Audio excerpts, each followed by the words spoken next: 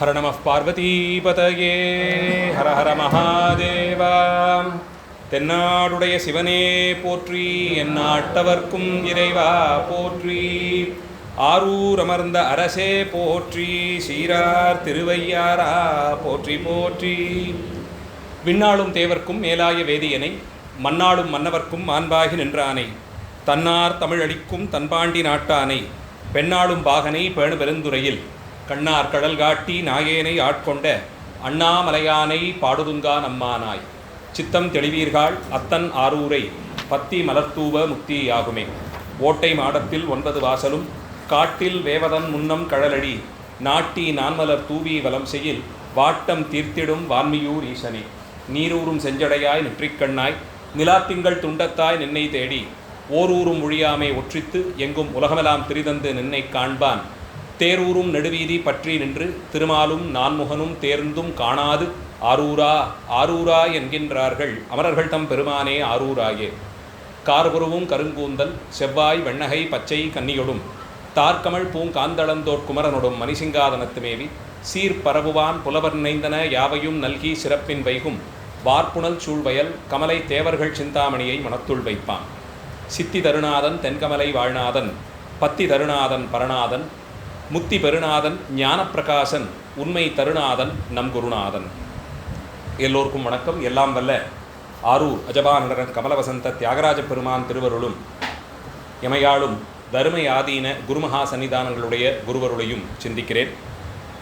இன்றைய தினம் மருந்தீச்சரத்தில் தேவாசிரியன் திருக்காவணத்திலே மாதாந்திர தொடர் சொற்பொழிவாக நடந்து வரும் சிவபோகசார தொடரில் 34வது பாடல் நம்முடைய சிந்தனைக்கு விஷயமாய் அமைந்திருக்கிறது. சிவபோகசாரத்தின் சிறப்பாக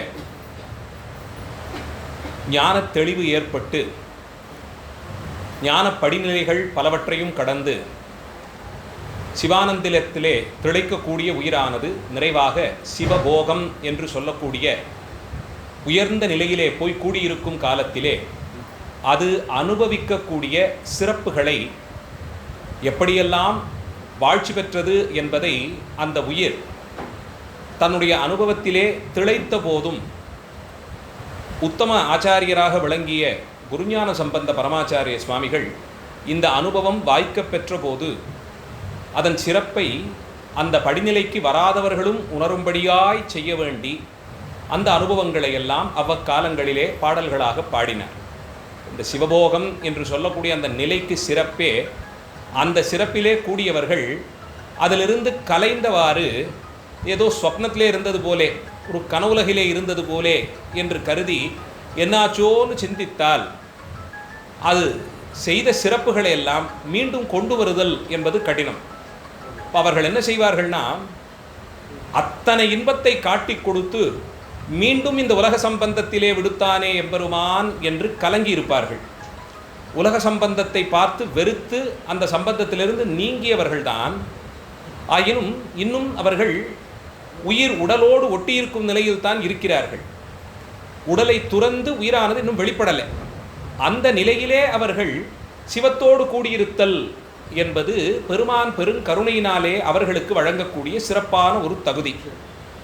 அது திருவருள் விளக்கத்தாலே யாரோ சிலருக்கு வாய்க்கப் பெறுகிறது.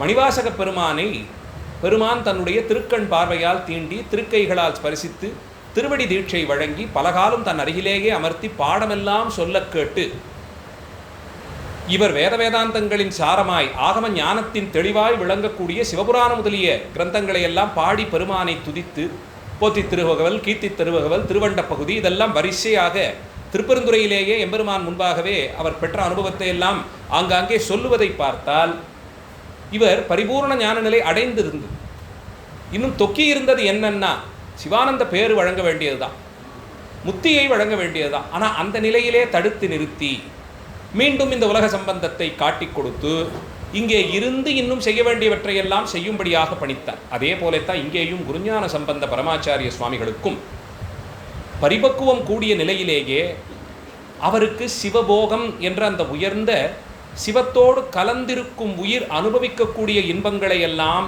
பேராக வழங்கி அருளினாலும் இன்னும் இந்த உடம்புங்கிற ஒரு தடை இருக்கு. இதை துறந்து உயிர் மேலேறி செல்ல வேண்டி இருந்தது. அது முடியும் பரியந்தம் அவ்வக்காலங்களிலே வழங்கிய சிவபோகத்தை அவ்வப்போதே அந்தந்த நிலையில் நிறுத்தியவாறு அவர் இதெல்லாம் ஏதோ கனவிலே நடந்ததோன்னு நினைக்கும்படியாக, கனவு அவர்களுக்கு இல்லை, அந்த அனுபவம் சத்தியம். நாம் புரிந்து கொள்வதற்காக சொல்கிறேன். வேறொரு உலகத்திலே சஞ்சரித்தது போலே இருந்து திடீர்னு பிடித்து இழுத்து, கனவிலே நாம் ஏதோ பெரிய மகாராஜாவாக ஒரு 100 சேவகர்கள் என்ன பெரிய ரத கஜபதா இதெல்லாம் இருந்து இப்படியெல்லாம் விசேஷமாக இருக்கக்கூடியதுன்னு ஒரு சொப்னம்.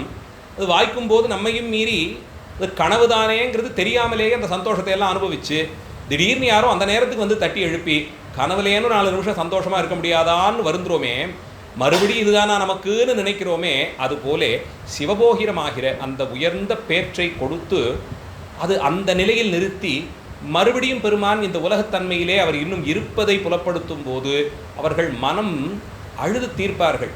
அந்த நிலையிலே கூட இவர் உத்தம ஆச்சாரியராக இருந்த பட்சத்தில் பெருமானை விட்டு பிரிந்திருந்த போது நம் பற்றிய எண்ணம் தோன்ற அந்த சிவபோகம் எப்பேற்பட்டது தெரியுமா, அப்போது நீங்கள் அனுபவிக்கக்கூடிய இன்பம் எத்தகையது தெரியுமான்னு நமக்கு அதிலே ஒரு சில பகுதிகள் தெரியும் அளவிலே நமக்கும் புரியும்படியே சொல்லணுமே.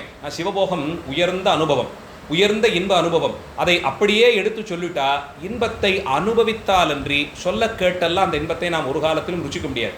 இனிப்புக்கு ஒரு சுவை இருக்குது அப்படின்னு சொல்லி இன்னென்ன வகையான இனிப்புக்கு இந்த சுவை 10-12 பண்டங்கள் பண்ணோம்னா ஒவ்வொன்றுத்துக்கும் இனிப்பு சுவையே வேறு வேறு நிலைகளில் இருக்கும். அதை எடுத்து எத்தனை மொழியால் எவ்வளவு பெரிய வித்வானே எடுத்து பேசினாலும் பாடினாலும் அதை வாங்கி நாமே ஒரு வில்லை எடுத்து வாயிலிட்டு சுவைத்தாத்தான் அந்த சுவை தெரியும். ஆனால் அதை பற்றி மற்றவர்கள் சொல்ல கேட்டு ஒரு ஆர்வம் தலையெடுக்கும். எப்படியானா சிரமப்பட்டாவது அடுத்த பண்டிகைக்கு அதை பண்ணி நாமும் சுவைத்து பார்த்து விடணும்னு ஒரு ஆசை வரும். அந்தபடிக்கே இவரும் சிவபோகம்ங்கிற அந்த உயர்ந்த பேற்றை பற்றி அது என்னவெல்லாம் இன்பத்தை விளைவித்ததுங்கிறத பற்றி தெளிவாக இல்லை பாடல்களை பாடி கொடுத்து அதை வாசிக்கும் காலத்தே நமக்கும் ஓஹோ இப்படியெல்லாம் இருந்தால் இந்த உயர்ந்த இன்பப்பேறு வாய்க்கப்பெறும்னு தெரிந்து கொண்டு அதற்கான வழியையும் அவரே காட்டி கொடுத்த வழியில் அவரே நமக்கு செய்து வைத்த உபதேசத்தில் வழியே சென்று அந்த இன்பத்தை தூக்கலாம். இந்த எண்ணத்திற்காக வேண்டிதான், இந்த உயர்ந்த குணத்திற்காக வேண்டிதான் ஆச்சாரியர்களை, அத்தனை குணவான்களாக இருக்கக்கூடிய அவர்களை ஔதாரியத்திலேயும் உயர்ந்தவர்கள்னு சொல்கிறோம். ஔதாரியம்னா வள்ளல் தன்மை. என்ன வள்ளல் தன்மைன்னா ஞானதானம் செய்வார்கள். அதுக்கும் மேலே உத்தம நிலையிலே இவர் ஞானதானம் எல்லாம் பண்ணினது போராதுன்னு இதன் வழியே நின்றவர்கள் அடையக்கூடிய இன்பப் பேறு என்ன, அது எத்தனை சந்தோஷமாக இருக்குங்கிறதையும் காட்டி கொடுத்து விடுறார். அந்த சிறப்பு சிவபோகத்தினுடைய சாரமாய் சில பாடல்களை பாடி கொடுத்தது. அதனால்தான் இந்த கிரந்தத்தை இதை செய்யணும்னு உட்கார்ந்து கொண்டு சங்கல்பமாக அவர் செய்யலை.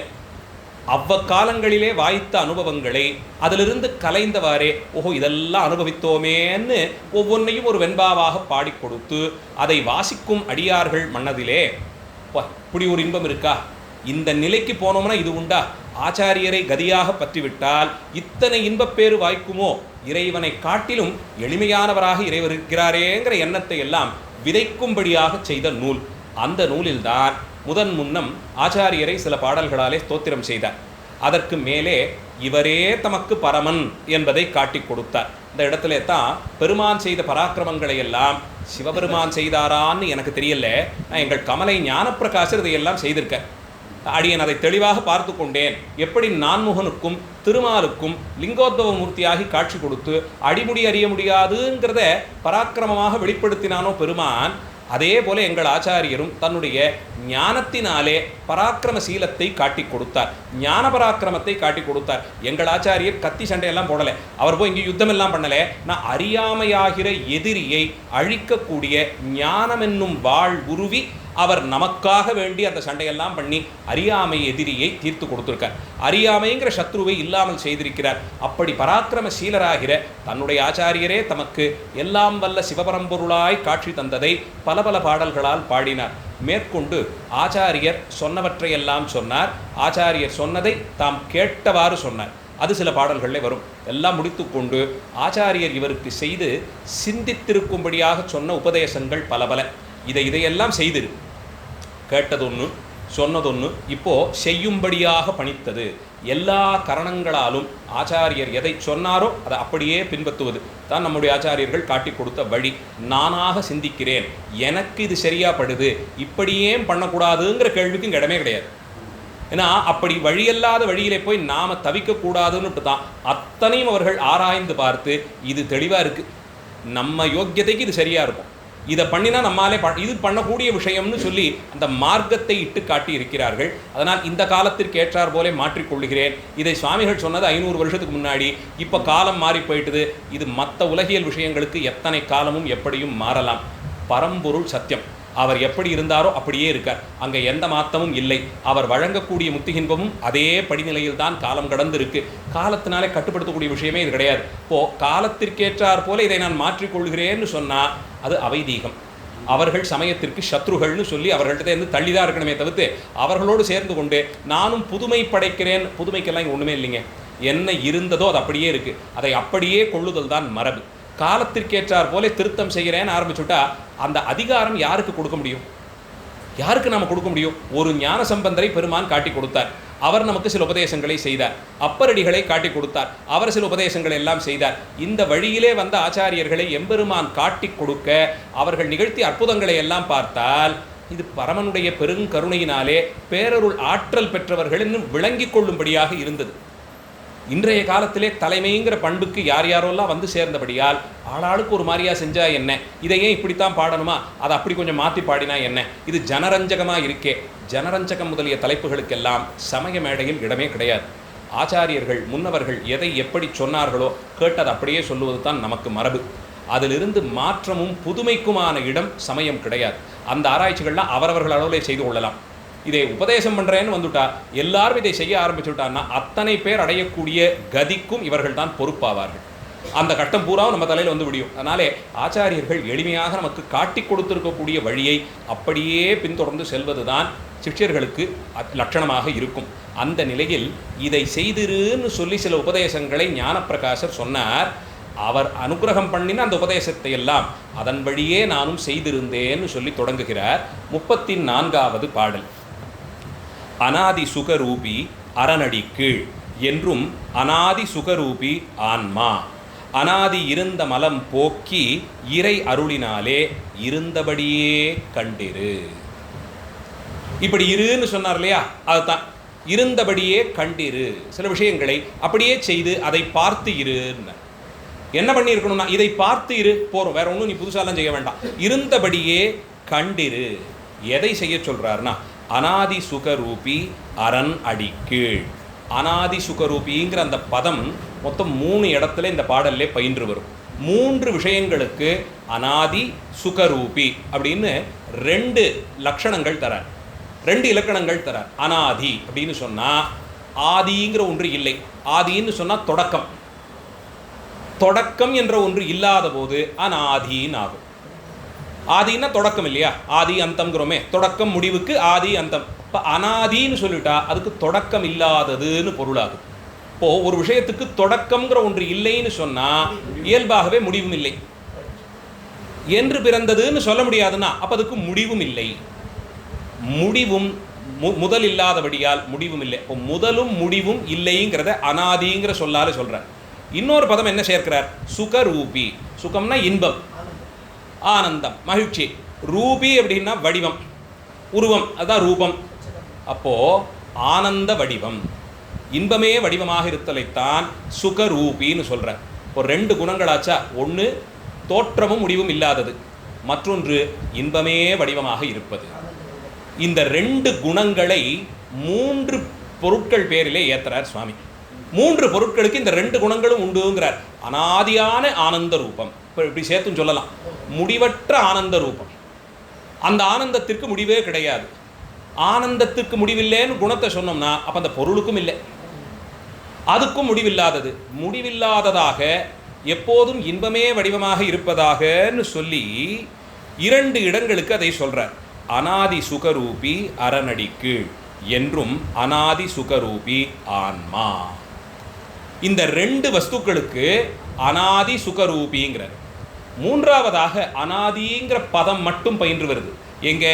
அநாதி இருந்த மலம். மலங்கள் அநாதின்னுட்டார். ஆனால் ஒரு வார்த்தை இங்கே சேர்க்கலை. என்ன? சுகரூபம்னு சொல்லலை. இன்ப வடிவமாக இருக்குமா மலம்னு கேட்டால் அது அச்சித்து பொருள், அதுக்கு இன்ப துன்பமெல்லாம் கிடையாது. இன்ப துன்பமெல்லாம் அது கிடையாது, அச்சித்து பொருள். அப்போது இந்த 3 விஷயங்களை அனாதின்னு சொல்லியிருக்கார். எது? அரண், சிவபெருமான். பதி என்ற சொல்லால் அறியப்படுபவன் யாரோ அவர் அனாதி. 2வது ஆன்மா, உயிர் வர்க்கம் அனாதி. அதுக்கு தோற்றமும் இல்லை, முடிவும் இல்லை. ஒன்று அது மலத்திலே மூழ்கி அப்படியே இருக்கும், இல்லை ஒரு உயிர் வடிவம் பெற்று ஒரு உடலை பெற்று நாமெல்லாம் இருக்கோமே இந்தபடிக்கு தெரியும் இல்லையா. இது ஏதோ பண்ணின திருவருள் விளக்கத்தினாலே முத்தி இன்பத்தை அடைந்து சிவபெருமான் திருவடிகள் இருக்கும். இந்த 3ல் எங்கேயான ஒரு இடத்திலே உயிரானது இருக்கும். அப்போ அது அனாதி ஆகிவிட்டது. அதுக்கு கால தத்துவம் கிடையாது. ஏன்னா சம்ஹார காலத்திலையும் எம்பெருமான் என்ன பண்ணுறார், அத்தனை உயிர்களையும் தன் பேரிலே சேர்த்துக் கொள்ளுகிறார். அவ்வளவுதான். எல்லா உலகத்திலே இருக்கக்கூடிய அத்தனை உயிர்களையும் எல்லா புவனங்களையும் தன்பால் ஈர்த்து தன் திருமேனியிலே அப்படியே அத்தனை பேரையும் முடுக்கிக் கொள்கிறார். அதைத்தான் எம்பெருமான் திருமேனி முழுக்க திருநீர் பூசியதை காண்பிக்கிறது. திருநீர் அப்படி எடுத்து ஒரு பிள்ளை இப்படி எடுத்து கைப்படியாக எடுத்து பார்த்தோம்னா அதில் எத்தனை பொட்டு இருக்குன்னு சொல்ல முடியுமா? அதுபோலத்தான் உயிர்களும், அதுபோலத்தான் உயிர் வர்க்கமும். அதனால்தான் பெருமான் பத்மத்தை திருமேனி முழுக்க பூசிக்கொள்கிறார். அது முழுக்க பூசிக்கொண்டார்னா சகல புவனங்களிலும் இருக்கக்கூடிய எல்லா உயிர்களும் சம்ஹார காலத்தில் தன் மேலேயே விழுந்ததாக கணக்கு, அப்படியே சேர்த்து கொள்ளுகிறார். இந்த நிலையில் அனாதித்தன்மை உயிர்களுக்கு உண்டு. இறைவனுக்கு அனாதித்தன்மையை பற்றி நாம் சொல்ல வேண்டியதில்லை, நிச்சயமாக நம்புகிறோம். அதை பெருமான் அனாதி தான். ஒரு ஒன்று சிருஷ்டி காலத்திலே வேற யாரோ அவரை தொடங்கி வைக்கலை. அதனால தான் சிவபெருமானை பரம்பொருள் பரம்பொருள்னு சொல்லிட்டு இருக்கோம். திருமாலெல்லாம் பரம்பொருளாக முடியாது, ஏன்னா அவர் படைக்கப்படுகிறார் என்பதை புராணங்கள் தெளிவாக சொல்லிவிட்டன. மேலே தானே பிறந்து வந்தார் அப்படின்னு சொல்லிட்டாலே பிறக்கும் தன்மை வந்துவிட்டது, பிறக்கும் தன்மை வந்துவிட்டது. அதுவும் சாமான்யமாக அப்படியே வந்துவிட்டாரான்னா இல்லை. ஒரு மனுஷனோட ஒரு மிருகமும் கலந்து ஒரு நரசிங்க வடிவம் வேணுமானாலும் ஒரு தூணை நம்பித்தான் வர வேண்டியிருக்கு. குறைந்தபட்சம் ஒரு தூணையான நம்பித்தான் வந்து சேர வேண்டியிருக்கு. தானாக அப்படியே அந்த வேடம் தரிப்பதற்கு தன்மையே கிடையாதங்கே. அப்படி முடியலையே. ஒரு தாயின் கர்ப்பத்திலே 10 மாச காலம் சுகமாக வசித்தால் அந்த ஸ்திரீக்கு வாய்த்த கர்ம வினை அந்த கர்ப்பத்திலே தங்கிய ராமனுக்கும் வாய்த்தது. அதனால்தான் பரம்பொருளுக்கான குணமாகிற ஆனந்தம் என்பது நீடித்திருக்கல. அழுதிருக்கார், துக்கப்பட்டிருக்கார். மனைவியை பிரிந்த போது ஹோன்னு அழுதார். தூங்கிட்டு இருந்தவர் கனவுல எப்படி பார்த்துட்டு கதறிக்கொண்டே எழுவாராம். மனைவி பேரை சொல்லிக்கொண்டே கதறிக்கொண்டே எழுவாராம்.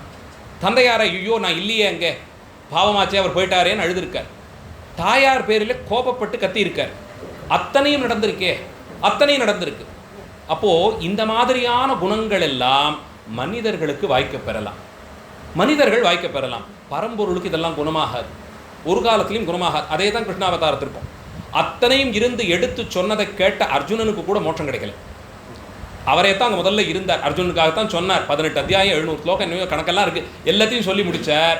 என்ன ஆச்சுன்னா அவனுக்கும் மோட்சம் இல்லை. அப்போது கூடவே வைத்துக்கொண்டு நான் சொல்கிறேன், நான் சொல்கிறபடி கேளு கேளு கேளுன்னு சொன்னபடிக்கே ஒருத்தன் கேட்டான், அவனுக்குமே மோட்சம் வாய்க்கப்பெறலை. இது ஒவ்வொரு அவதாரத்திலையும் நம்பினவர்களுக்கு அதுதான் நிலையானது. இது தோஷத்திற்காக சொல்லவே இல்லை. பரசுராமர் பட்ட கோபத்துக்கெல்லாம் குறைவே கிடையாது. பலராமருடைய கோபத்துக்காகத்தான் அவருக்கு கோயில்கள் வழிபாடு வேண்டாம்னு விட்டுட்டாங்க ஆகமத்தில். பலராமனுக்கு எங்கேயான கோயில் வச்சு வழிபடுறோமான கிடையாது. அவருடைய கோபத்திற்காக வேண்டி அது பூர்ணம் இல்லைன்னு சொல்லி அதை தவிர்க்க சொல்லியிருக்கு சைவாகமங்கள் ஆகமங்கள். அந்த நிலையில் இதெல்லாம் பிறந்து வளர்ந்தது. அதனால தான் முடிக்கிற காலத்திலே யமதர்மனே வந்து நிற்கிறான். இது நீ முடிச்சுக்க வேண்டிய காலம் வந்தாச்சு, எதையான பண்ணி முடிச்சுட்டு வந்து சேரு, இதுக்கு மேலே இங்கே இருக்க முடியாதுன்னா. ஒரு வேடுவன், யாரோ வனத்தில் இருந்து ஒரு வேடுவன் விட்ட அம்பு போய் கொல்கிறதென்றால் இது என்னவாகப்போ? இது பரம்பொருள் கிடையாது என்பதை தெளிவுபடுத்துகிறது. அனாதித்தன்மை ஏனைய தெய்வங்களுக்கு கிடையாது. பெருமான் ஒருவன்தான் கால சம்ஹாரம் பண்ணினது.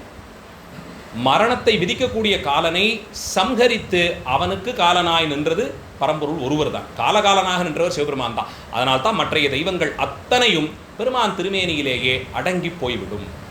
ஆசாபாசங்கள் அற்றவன் பரம்பொருள் ஒருவன் தான். அதனால்தான் காமசம்ஹாரத்தை சிவபெருமானால் மட்டும்தான் செய்ய முடிந்தது. மன்மதனை அழித்தார்னா ஆசைகளை எல்லாம் எரித்து முடித்து விட்டார். தன் பேரிலே ஆசை முதலிய மலங்கள், பற்று முதலிய மலங்கள் வந்து சேரவே முடியாது. பெருமான் முன்பாக அது நிற்க முடியாது. அதனால்தான் அனங்கனாக்கி வைத்தார். வடிவமே வேண்டாம், அப்படியே இருக்கட்டும்னு ஆக்கி வச்சார்.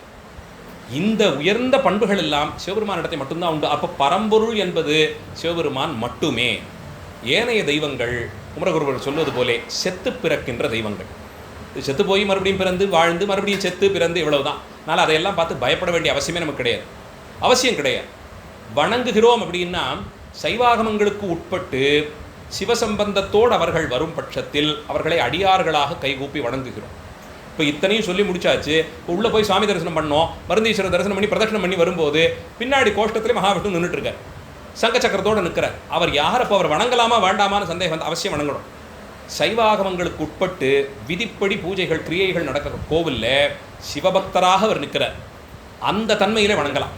அவரே தானே பரம்பொருள்னு சொல்லி எல்லாவற்றுக்கும் என்னையே சார்ந்துரு, என்னையே பற்றியிரு, நான் காப்பாற்றி விடுறேன், இப்படியெல்லாம் உபதேசம் பண்ண ஆரம்பிச்சுட்டாருன்னா அதுக்கு மயங்கி விழுந்துட்டோம்னா அப்புறம் காப்பாற்ற முடியாது. எங்கே எந்த இடத்துல எவ்வளோ தூரத்துக்கு பார்க்கணுமோ அவ்வளோ தூரத்துக்கு பார்க்கணும், அவ்வளவுதான். அந்த படியில் நின்றுடணும். அதுக்கு மேற்படி போய் அவஸ்தைப்பட்டுக்கிட்டு அங்கே போய் நின்று அதெல்லாம் தேவையே கிடையாது. அந்த நிலைக்கு போக வேண்டிய அவசியம் கிடையாது. இதுதான் பரதத்துவ நிர்ணயம். பரம்பொருள் யாருங்கிறத பற்றின விசாரம் செய்யாமல் நானும் ஏதோ சமயத்தில் இருக்கேன், பக்தி பண்ணுறேன், நெத்திக்கிட்டு இருக்கிறேன், பூஜை பண்ணுறேன், கோயில் போகிறேங்கிறது அவசியமே கிடையாது. நான் இதுக்கு ஒரு முடிவில்லாமல் எதை வேணாலும் கும்பிடலாம்னு ஆகிடும். ஆன்மீகம்ங்கிற சப்தம்லாம் ரொம்ப பொதுவான ஒரு வார்த்தை, அதெல்லாம் ரொம்ப யோசித்து பயன்படுத்தணும். அதனால தான் அதெல்லாம் அடியன் பயன்படுத்தவே மாட்டேன். அது ரொம்ப பொதுவான ஒரு வார்த்தை, எதை பண்ணினாலும் அந்த வார்த்தை கீழே கொண்டு போய் சேர்த்து விடலாம், அது வழக்கம் இல்லை. இப்போது இந்த கற்பு என்ற ஒன்று இல்லாமல் பரம்பொருள் யாருங்கிறத பற்றின தெளிவில்லைன்னா வழிபாட்டினாலே பயனில்லை. அந்த நிலைக்கு அப்போது அனாதித்தன்மை சிவபெருமானுக்கு, இறைவனுக்கு மட்டும்தான் இருக்க முடியும். அனாதியாக இருப்பது சிவபெருமான் தான். அடியேன்னு சொல்லலை, வேதங்கள் சொல்லுது, உபனிஷத்துகள் சொல்லியிருக்கு, புராணங்கள் சொல்லுது, இதிகாசங்கள் சொல்லுது, அவ்வளோதான். அதை நம்பித்தான் நம்ம வரோம். அந்த அளவிலே பரம்பொருளாக இருக்கக்கூடியவனுக்கு அனாதித்தன்மை உண்டு. அவன் ஆனந்தமயமா சுகரூபி என்கிறார். ஆமாம், எப்போதும் ஆனந்தமயமாக இருக்கிறார், இன்பமே வடிவமாக இருக்கிறார். அதனால்தான் அவரை நாடினால் இன்பமே என்னாலும் துன்பமில்லைன்னு நம்ம ஆச்சாரியர்கள் உபதேசம் பண்ணுறாங்க. ஒரு காலத்திலும் சிவசம்பந்தம் இருக்கும் பட்சத்தில் துன்பத்துக்கு அங்கே இடமே இல்லை.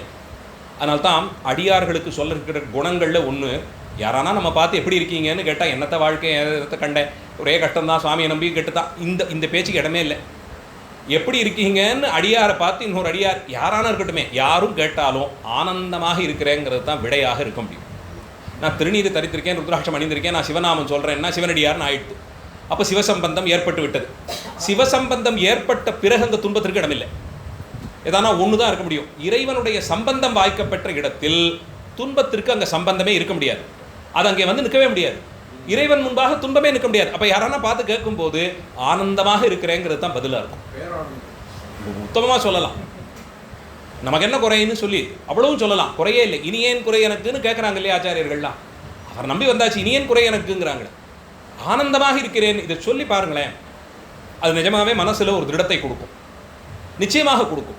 அதனால காசும் பணமும் இதெல்லாம் கிடச்சிட்டு அதெல்லாம் கிடச்சிட்டு இதை வச்சு தான் ஆனந்தத்தை நான் வரையறை பண்ணுறேன்னு சொன்னால் அதுக்கு முடிவே கிடையாது, முடிவே கிடையாது. 10 கோடி இருக்கவங்ககிட்ட போய் கேட்டிங்கனாலும் என்னங்க என்ன வாழ்க்கை இன்னும் இவ்வளவு தான் இருக்குது, இன்னும் பார்க்க வேண்டியதெல்லாம் இருக்குது, இன்னும் எவ்வளோ செலவு இருக்குது, இது தான் சொல்ல போகிறான். 1 லட்ச ரூபா இருக்கவங்க கேட்டாலும் அதையே தான் சொல்ல போகிறாங்க. அதனால் இதில் எவ்வளவு அடைந்த பிறகு தான் நான் இந்த ஆனந்தத்துக்கு வந்தேன்னு சொல்லணும்னா அதுக்கு முடிவே கிடையாது. ஒரு காலத்தில் முடிவில்லை. இருக்கிற நிலையிலே ரொம்ப ஆனந்தமாக இருக்கிறேன், ரொம்ப ஆனந்தமாக இருக்கிறேன், அவ்வளவுதான். இந்த பழக்கத்தோடைய தான் மனித சமுதாயமே நடைபோட்டு வந்திருக்கு. அப்படியே தான் இருந்து வந்திருக்கு. இது அடியன் சொல்ல வேண்டியது அடியனுடைய தலைமுறை சேர்ந்தவங்களுக்கு தான், உங்களை எதிர்க்க வச்சுன்னு சொல்ல வேண்டிய அவசியமே இல்லை. சென்ற தலைமுறைகள்லாம் இப்படித்தான் சௌக்கியமாக இருந்தார்கள், இந்த நிலையில் தான் இன்பத்தோடு இருந்தார்கள். என்ன இருக்கோ அதை வைத்துக்கொண்டு சந்தோஷமாக இருப்பதுங்கிறது ஒரு பெரிய கலை. அந்த கலையெல்லாம் ஒரு 80கள் 90களுக்கு அப்புறம் பிறந்த அடியங்கள் மாதிரி இருக்கிறவங்களுக்கெல்லாம் இல்லாமலேயே போய்விட்டு. இது இருக்கிற பட்சத்தில் இதுவே போகிறோம், இது சந்தோஷம். பண்டிகைக்கு புதுசாக துணி எடுக்க முடியலையா, எது புதுசோ அதை துவைச்சி அதை எடுத்து போட்டுக்கிட்டு அதில் சந்தோஷம், அவ்வளவுதான். இந்த நிலையிலே இருந்த ஒரு உயர்ந்த பண்பு. அதனாலே அவர்கள் எப்போதும் இன்பமயமாக இருந்தார்கள். இறை பக்தி இருந்தது, எதுவானாலும் சுவாமி பார்த்துப்பாங்கிற நம்பிக்கை இருந்தது. ஒரு காலத்தில் யார் கைவிட்டாலும் பெருமான் கைவிட மாட்டாருங்கிற தைரியம் இருந்தது. வந்தபடிக்கு அதை அப்படியே எடுத்துக்கொண்டு தர்மத்துக்கு கட்டுப்பட்டு சத்தியத்துக்கு கட்டுப்பட்டு நான் வாழறேன், இன்னொருத்தருக்கு ஒரு சிரமம் பண்ணலை, ஒரு கெடுதல் பண்ணாமல் நான் இருக்கிறேன், இது போரும். இந்த நிலையிலே ஒரு உயர்ந்த பண்பு இருந்தது. அது மறுபடியும் அடுத்தடுத்த தலைமுறைகளுக்கு வரணும்னு எம்பெருமான் தான் காத்துத்தரும். அப்படித்தான் இருக்கணும். இப்படி இருந்து வந்ததினாலே உயிர்கள் இறைவனோடு சம்பந்தப்பட்டிருந்த வரையில் ஆனந்தமாக இருந்தார்கள், ஆனந்தமாக இருந்தார்கள். இப்போ உயிர்களுக்கும் இந்த ஆனந்தம் என்பது வரக்கூடிய ஒன்றுதான். எப்படி சிவபெருமான் அனாதியாகவும் ஆனந்தமாகவும் இருக்கிறாரோ அதுபோல உயிர்களும் அனாதியாகவும் ஆனந்தமாகவும் இருக்கலாம். அனாதியாக இருக்கிறத பற்றி நம்மால் ஒன்றும் பண்ண முடியாது, அது எப்பவும் இருக்கத்தான் போகுது. உயிர் வர்க்கத்தை நாம் உருவாக்க முடியாது, அதை பெருமான் கூட உருவாக்கலை, அதை நல்லா புரிஞ்சு கொள்ளணும். சிவபெருமானும் உயிர் வர்க்கத்தை உருவாக்கவில்லை, அவர் உருவாக்கலை, அது அப்படியே இருந்து கொண்டே இருந்து. இறைவனை யாரும் எப்படி உருவாக்கல இல்லையா, அதே மாதிரி தான் இதுவும் இருந்து கொண்டே இருந்தது. அப்போ இந்த ஒரு தாயினுடைய வயிற்றிலே தங்கி கர்ப்பப்பட்டு வந்ததுங்கிறலாம் அங்கே எல்லாம் உடம்பு தான் வளர்ந்ததே தவிர உயிருங்கிறது ஒன்று புதுசாக அங்கே எதுவும் உற்பத்தி ஆகலை, அது தனியாக வளரலை, அது எப்போதும் இருந்தபடியே அப்படியே இருந்தது. தனக்கு தகுதியாய் ஒரு உடம்பை போர்த்தி கொள்வதற்கு சட்டை போல அணிந்து கொள்வதற்கு வந்தது. அது யாருடைய கர்ப்பத்திலேயோ, மனுஷ கர்ப்பமோ மிருகத்தினுடைய கர்ப்பமோ பறவையினுடைய கர்ப்பமோ, ஏதோ ஒரு விதத்தில் ஏதோ ஒரு சங்கமத்தில் ஏதோ ஒரு ஜந்துவிலே அது தோன்றியது, அவ்வளவுதான். அப்போ அந்த உயிர் வர்க்கமும் இறைவனைப் போலே அது அனாதி, அதை யாரும் படைக்கலை. அதை படைக்கப்பட்டதுன்னு சொன்னால் யார் படைத்தார்னு ஒரு கேள்வி வரும். அப்போ படைத்தவர் பேரிலே இந்த பட்சபாதம் ஏன் வைத்தீர்னு ஒரு கேள்வி வந்துடும். இறைவனுக்கு பட்சபாதம் இருக்க முடியாது, தனக்கு வேணுங்கப்பட்டவர் வேண்டாதவர்னு ஒரு காலத்தையும் இருக்க முடியாது, எல்லோரையும் ஒருபோலே பார்க்கக்கூடியவர் தான் பெருமான். அப்போது ஒவ்வொரு உயிருக்கும் ஒரு தன்மையை வைப்பானேன். அத்தனை பேரையும் சௌக்கியமாக வச்சுட்டா சிலர் கேட்பது உண்டு, உலகத்தில் இந்த மாதிரியான கஷ்டங்கள்லாம் ஏன் நடக்கணும், இறைவன் ஏன் செய்யணும்? விடை நிச்சயமாக கிடையாது. இந்த சுழற்சி நடந்து கொண்டே இருந்தால் மட்டும்தான் உயிர்கள் தன் நிலையை அறிந்து கொள்வதற்கு ஒரு வாய்ப்பு இருக்கும். ஒரு 50-60 வருஷம் ஒரு தேசம் உலகத்தையே கட்டியாளும் அளவிற்கு இருக்கும். இப்போ பார்க்கறது இல்லையா, அங்கே என்னைக்கு என்ன நாள், நாளைக்கு காலையில் என்ன ஆகும்னு தெரியாத அளவில் பயந்து போய் இருக்கக்கூடிய நிலையிலே இப்படி இந்த காட்சி ஒரு 60 வருஷத்துக்கு முன்னாடி இல்லையே. 80-90களில் அங்கே போயிட்டோம்னா அதுதான் சொர்க்கம், அதுதான் மோட்சம், அதோட முடிஞ்சுது, இனி எத்தனை ஜென்மா வேணாலும் அங்கே தான் பிறக்கணும்னு சந்தோஷப்பட்டவங்கலாம் உண்டு. இப்போ எல்லாருக்கும் ஒரு பயமே வர ஆரம்பிக்குதே. இந்த நிலை இது இப்படியே சுழற்சியிலே தான் இருக்கும். இதே நாம் இருக்கக்கூடிய நம்ம தேசமும் சாப்பாட்டுக்கு இல்லாமல் கஷ்டப்பட்ட சில காலங்களும் உண்டு. 1875 தாத்து வருஷத்திய பஞ்சம்னு ஒன்று எழுதுறாங்க. அந்த வருஷத்தோட பேரையே அதுக்கு வச்சுட்டாங்க. அந்த கணக்கையெல்லாம் எடுத்து பார்த்தோம்னா ஒருவேளை அப்பயும் நாமளே பிறந்திருந்து என்னென்ன கஷ்டங்கள் அனுபவித்தோமோ நினைத்து கொள்ளலாம். அத்தனை சிரமங்கள் பட்டிருக்கிறார், கொஞ்சம் நஞ்சம் இல்லை. இங்கே நாம் பார்க்குறோமே இந்த பக்கிங்கான் கால்வாய் ஒன்று பார்க்குறோமே நமக்கு பக்கத்தில் இருக்கே, இது அந்த வருஷம் தான் வெட்டப்பட்டது. இந்த பக்கிங்காம்ங்கிற ஒரு பிரபு அவன் என்ன பண்ணினா, அப்போ சாப்பாட்டுக்கே இல்லை, கொத்து கொத்தாக உயிர்கள் எல்லாம் மடிந்து விழுந்து கொண்டிருந்த காலம். தினம் வந்து இத்தனை தூரத்திற்கு வெட்டி கொடுத்தால் ஒருவேளை கஞ்சிக்கு அவன் உபகாரம் பண்ணான். அதனால் அதுக்காக வேலை செய்து ஒருவேளை கஞ்சானா கிடைக்கட்டுமேனு வெட்டப்பட்டது தான் அந்த கால்வாய். அது எங்கேயோ மசூலிப்பட்டினத்தில் ஆரம்பித்து மரக்காணம் வரைக்கும் போகுது. அந்தந்த பகுதியில் இருந்த மக்கள் தான் அதை வெட்டியே கொடுத்தார்கள். அதுக்கப்புறம் அது நல்லா பெருசாகி அதில் தண்ணீர் போக்குவரத்தெல்லாம் கொண்டு வந்து மசூலிப்பட்டினத்துலேருந்து மரக்காணம் வரைக்கும் கப்பல் போக்குவரத்துக்கு தகுதியாக படகுலே பொருட்கள்லாம் எடுத்துக்கிட்டு வந்து அது கப்பலில் ஏற்றி எல்லாம் போய் கொண்டிருந்தது. இப்படியெல்லாம் கஷ்டப்பட்ட காலம். இந்த சுழற்சிங்கிற ஒன்று இருந்தால் மட்டும்தான், ஒரு மாற்றம் அப்படி இருந்து கொண்டே இருந்தால் மட்டும்தான் இயல்புத்தன்மை இருக்கும். ஒரு க்ஷணப்பொழுது அத்தனை பேரும் ஞானவான்களாக, அத்தனை பேருக்கும் எந்த தேவையும் இல்லாமல், அத்தனை பேரும் ஆசையை வென்றவர்களாக இருக்கும்படியாக நினைத்து பாருங்களேன். அது இங்கே இல்லை. திருக்கைலாயம் அப்படி இருக்கும். சுவாமி திருவடியிலே முக்தியிலே இருக்கக்கூடிய உயிர்களுக்கு அது இருக்கும். அங்கே போகணும்னா இங்கே இதை அனுபவித்துத்தான் ஆக வேண்டும், இதை ஏன் செய்தாங்கிற கேள்விக்கு இடமே கிடையாது.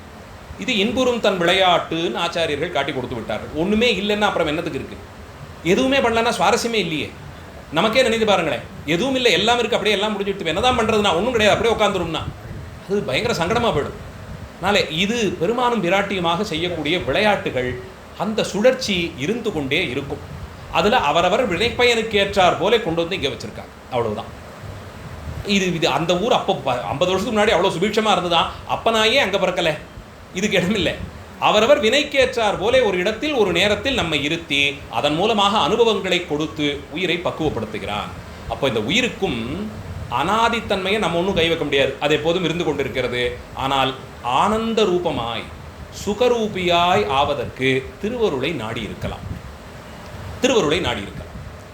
அதுக்குத்தான் உயிர்கள் சிரமப்படணும். அப்போ இறைவனை போலே நமக்கும் இந்த 2 குணமும் அனாதித்தன்மை எப்போதும் உண்டு. அவன் ஆனந்த ரூபியாக இருந்து கொண்டே இருக்கிறார், நமக்கு ஒரு வாய்ப்பை கொடுக்குறார். வேணும்னா அதையும் பார்க்கலாமே. அது எப்போது வாய்க்கப்பெறும்னா, எது ஆனந்தமாக இருக்கோ அதை சாரும்போது உயிர்களுக்கு ஆனந்தம் வாய்க்கப்பெறும்.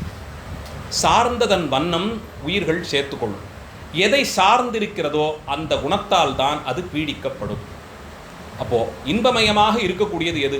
என்றும் மாறாத இன்பத்தோடு இருப்பது யாருன்னா ஆனந்தம் என்பது பேரானந்தமாக முடிவடையாத உயர்ந்த இன்பமாக அந்த வடிவினனாக இருப்பவன் எம்பெருமான்.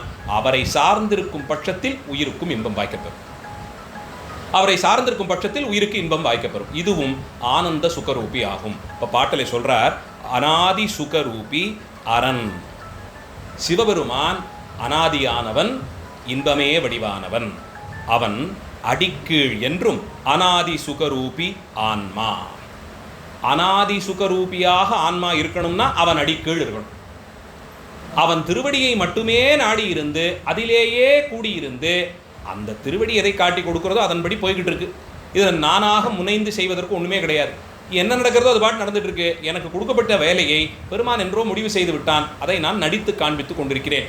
இந்த அளவில் பற்றோடு இருந்தால் இது அனாதி சுகரூபியாக ஆன்மாவும் இருக்கும். அதனால்தான் அரணடிக்கீழ் என்றும் அனாதி சுகரூபின்னு. அரணடிக்கீழ் இல்லைன்னா அப்போ சுகரூபம் என்பது வாய்க்க பெருமான்னு தெரியுது. கேட்கலாம், இதெல்லாம் பண்ணாமல் நாஸ்திகவாதம் எல்லாம் செய்பவர்களும் இன்பத்தோடே இருக்கிறார்களேன்னு ஒரு கேள்வி வரலாம். அவர்களுக்கும் அவ்வளவு சௌக்கியங்கள் இருக்குது, இன்பத்தோடு இருக்கிறார்களேன்னு போய் பார்த்தால் மட்டும்தான் தெரியும். அவர்களுக்கு பயம் சர்வநிச்சயமாக இருக்கும். பயங்கிற ஒன்று சர்வநிச்சயமாக இருக்கும். ஏதோ இருக்கும் காலத்திலே அந்த பயம் இல்லாத போலே காட்டி கொடுத்தாலும் ஒன்றும் இல்லாமல் போகிற காலத்திலே நமக்கு என்ன கதிங்கிறதை பற்றிய சிந்தனை இயல்பாகவே வந்து தான் சேரும். அதை ஒரு காலத்துலையும் யாருமே அதுலேயும் தப்பிக்கவே முடியாது. அந்த பயம் ஏற்படும் போது தான் தன்னை சுற்றி ஒரு கூட்டம் இருக்கணும், அந்த கூட்டம் தன்னை வாழ்த்தி கொண்டே இருக்கணுங்கிற நம்பிக்கைக்கு போகிறாங்க. போகிற மட்டும் அந்த வாழ்த்தை கேட்டுக்கொண்டே இருந்து ஒரு தைரியம் போலே நடித்து காண்பித்து செல்கிறார்களே தவிர இதை செய்பவர்களை தனியே கொண்டு போய் விட்டுட்டிங்கன்னா அவர்களால் இருக்கவே முடியாது. அந்த பயம் அவர்களுக்கு என்றைக்குமே இருக்கும். நாஸ்திகர்களுக்கு அந்த பயம் எப்போதும் இருக்கும். அதனால தான் அடித்து பிடித்தாவது அவர்களுக்கான அந்த பதவியையான பிடிச்சு கொள்ளணும்னு பார்ப்பாங்க. அது இருந்துட்டுதுன்னா எல்லாத்தையும் கடைஞ்சிட்டேன்னு நினைக்கிறாங்க. ஆனால் அங்கே போன பிறகு ஏற்படக்கூடிய சிரமங்கள், கட்டுப்படுத்த முடியாத சில காரணங்களிலே போய் முட்டி நிற்கும் போது ஒன்றுமே பண்ண முடியாது. ஒன்றும் பண்ண முடியாது. இத்தனை தூரத்திற்கு எனக்கு வலிமை இருக்குது, இவ்வளவு தூரத்திற்கு அதிகாரம் இருக்குது, இவ்வளவு காசும் பணமும் வந்து விட்டதுங்கிறதுக்காக மட்டும் முடியுமான்னா சொல்லவே முடியாது. நடையை மெய்யென்று நாத்திகம் பேசாதேன்னார் சுவாமி. என்னால் இப்போ கைகால வீசி நான் நடக்க முடியாது. என்ன சிவபெருமான் என்ன, சுவாமி என்ன, தெய்வம் என்ன, அதெல்லாம் ஒன்றும் கிடையாது. நான் தான் எழுந்தேன், நானே நடக்கிறேன். இது கொஞ்சம் காலத்துக்கு இருக்கும். ஒரு கல் தடுக்கி விட்டு அதுக்கப்புறம் நடக்கவே முடியாதுன்னு போன கதைகள் அநேகம் உண்டு. அது நம்ம கட்டுப்பாட்டில் இல்லை. இந்த பீடு நடை போடும்போது ஒரு கல் தடுக்கி விட்டு அதுக்கப்புறம் ஒன்றுமே இல்லை, கையை இப்படி அசைப்பதற்கு யாரையான நாடி இருக்கணும்னு சென்றவர்களும் உண்டு. இப்போது இந்த துணையெல்லாம் வேண்டாம், தெய்வம் எல்லாம் ஒன்றும் இல்லைன்னு சொல்லக்கூடிய நாஸ்திகவாதம் செய்பவர்களுக்கு பயம் என்றைக்குமே உள்ளுக்குள்ளே இருந்து கொண்டே இருக்கும். அதனால் தான் தன்னைத்தானே காப்பாற்றி கொள்வதற்கு எப்படியான பரப்புறேங்கிற பேர் வழியில் தன்னை முன்னிறுத்தி கொண்டே இருப்பான். வாஸ்தவத்தில் சாங்கியவாதம் மாதிரியான வேத நெறியிலே நின்று நாஸ்திகவாதமும் செய்வதுண்டு. நான் வேதத்தை ஏற்றுக்கொள்வேன், ஆனால் இறைவன்கிற ஒன்றத்தை ஏற்றுக்க மாட்டேன், இப்படி செய்பவர்கள் உண்டு. இல்லை சமணர்கள் வேதத்தையும் ஏற்றுக்கலை, வேதத்தை ஏற்றுக்கொண்டு கபிலர் முதலிய முனிவர்கள் எல்லாம் காட்டி கொடுத்த மதம். அதிலே அவர்கள் லோகாயத்தர்கள் போலே வேதத்தை ஏற்றுக்கொண்டு சிவபெருமான் ஒன்றும் இல்லை, தெய்வமெல்லாம் எதுவும் இல்லை அப்படின்னு சொன்னவர்கள் உண்டு. தட்சணை இருந்திருக்கான், பரம்பொருள்னு ஒன்று கிடையாது, நான் தான், இப்படி சொன்னவன் உண்டு. அவன் யாகத்தை ஏற்றுக்கொண்டான், யாகம் செய்வதற்கு முனைந்தான். ஆனால் பரம்பொருள்னு ஒன்றுத்தை அங்கே வரிக்க வேண்டிய அவசியம் இல்லை. நான் யாரை காண்பிக்கிறேன்னு அவன் பரம்பொருள்னா. மகாவிஷ்ணு கண்ணில் பட்டான், இங்கே நீ வந்து உட்காருன்னா மகாவிஷ்ணுக்கு ரொம்ப சந்தோஷம். இது வரைக்கும் என்னை யாருமே மதிச்சது இல்லைடாப்பா, இவ்வளவு தூரத்துக்கு என்னை யாரும் மதிச்சதில்லை, நீ சொன்னியோன்னு நான் வந்து உட்காந்துறேன், மனையை காட்டி கூட நான் உட்காந்துறேன்னு உட்காந்து விட்டேன். அதுக்கப்புறம் அத்தனையும் பட்டார், அது தனி. இப்படி வேதத்தை ஏற்றுக்கொண்டு நிரீஸ்வரவாதம் செய்பவர்கள் உண்டு. அவர்களானா ஏதோ ஒன்றத்தை வாசித்து தெளிந்தேன்னு நம்பிக்கொண்டு பொய்யறிவாவது கொண்டு திரிகிறார்கள். இங்கே உந்து என்ன நீ நம்பிக்கைன்னு சொல்றியோ அது இல்லைன்னு நான் சொல்லுவேன்.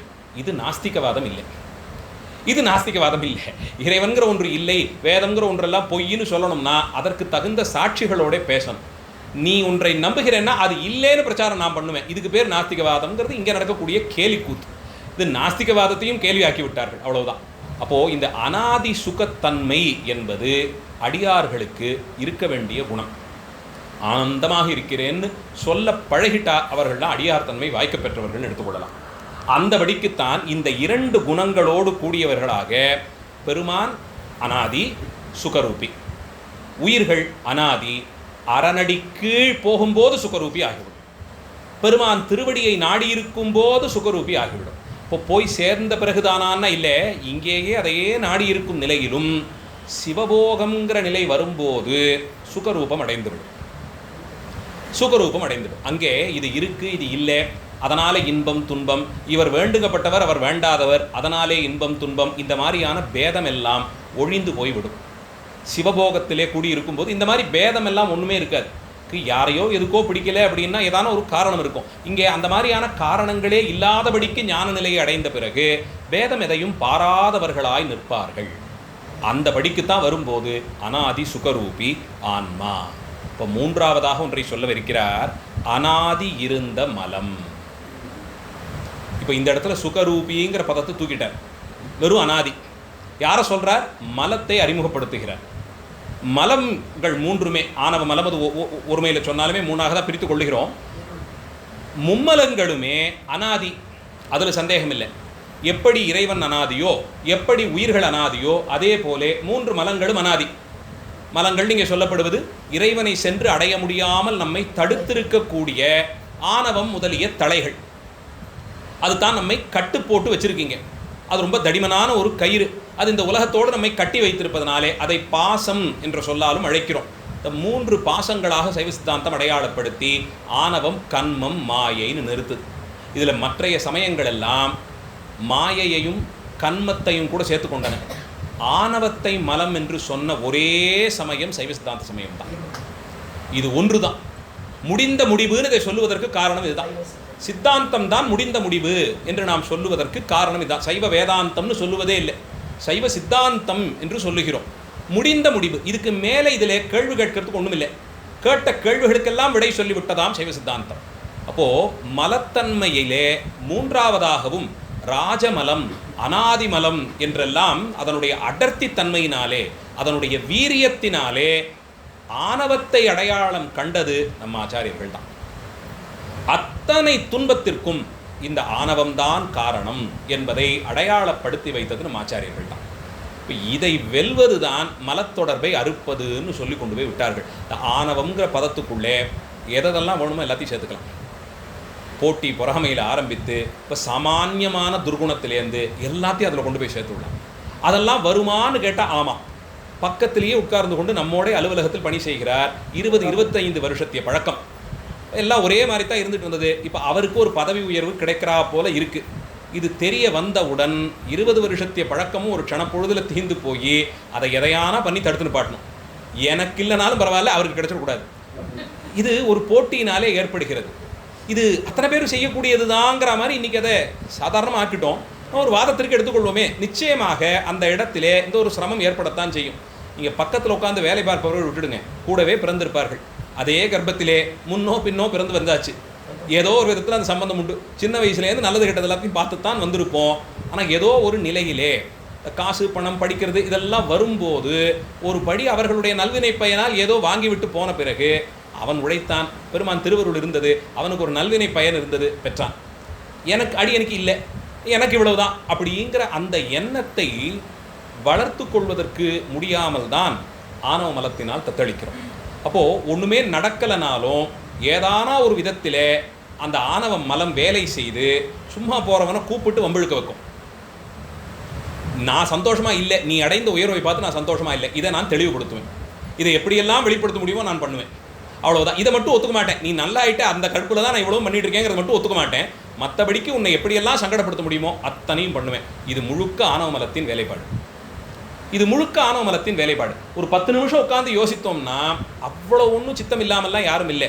சாமான்யமாக யோசிக்கலாம். ஏதோ நல்வினை பயன் இருந்தது, அந்த வினை பயன் அவனை இந்த படியெல்லாம் செய்ய வச்சுது, அவனதோ கஷ்டப்பட்டான், படித்தான், ஓரளவுக்கு அதிருஷ்டமே வேலை பண்ணுதுன்னே வச்சுப்போமே, இருக்கட்டுமே, எல்லாருக்கும் வாய்க்க பெறுவது இல்லையே, அவனுக்கு வாய்க்க பெற்றது. அந்த இடத்துல நான் இருந்தால் கிடச்சிருக்கலாமா இருக்கும், நான் இல்லை, நான் என்ன பண்ண முடியும், எனக்கு இவ்வளவு தான் முடிந்தது, இந்த நிலையிலே நான் இருக்கிறேன், அவ்வளவுதான். அவன் நல்லா இருக்கானா, சந்தோஷம், இருக்கட்டுமே. இந்த எண்ணம் வாய்க்க பெறுதல் அவ்வளவு ஒன்றும் கடினம் இல்லை.